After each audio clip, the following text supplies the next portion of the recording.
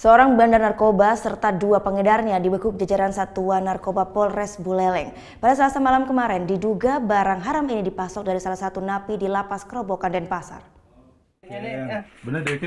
Jajaran Sat Narkoba Polres Buleleng menggerebek sebuah rumah di Dusun Tangkit, Desa Tamblang, Kubu Tambahan, Buleleng pada Selasa malam kemarin.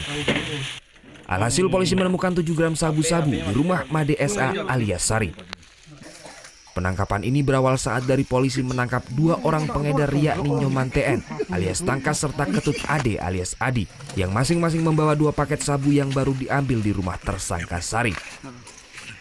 Polisi pun langsung menggeledah rumah tersangka Sari dan berhasil mendapatkan 12 paket sabu siap edar serta 2 paket sabu berukuran besar yang disembunyikan tersangka di bawah pot bunga. Dari interogasi kami dengan tersangka NT ini adalah di daerah Tamblang, karena mereka lebih cenderung mencari teman-temannya yang di desa sendiri. Itu dapatnya dari mana? Jaringan? Pengakuan dari tersangka Tangkas ini, mereka mendapat jaringan dari Denpasar, di Lapas Kerobokan.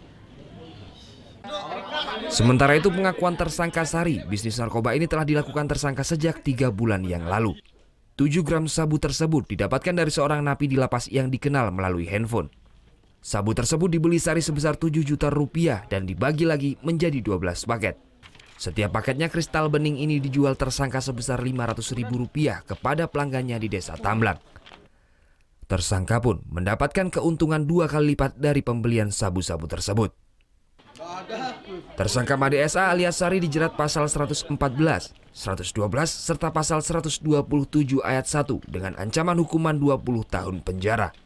Sementara 2 tersangka lainnya terancam hukuman 12 tahun penjara. Putu Wijana melaporkan untuk NET. Thank you.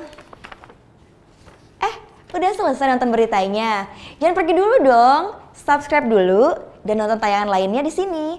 Subscribe, nonton lagi. Subscribe, nonton lagi.